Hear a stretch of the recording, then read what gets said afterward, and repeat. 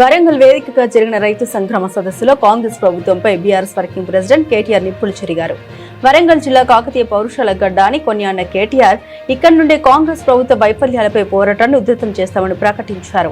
4 ఏళ్ల క్రితం వరంగల్లో కాంగ్రెస్ ప్రకటించిన రైతు డిక్లరేషన్ ఒక నయవంచన అని, అది కేవలం ఓట్ల కోసమే చేసిన కొంగ జపం అని ఆయన మండిపడ్డారు.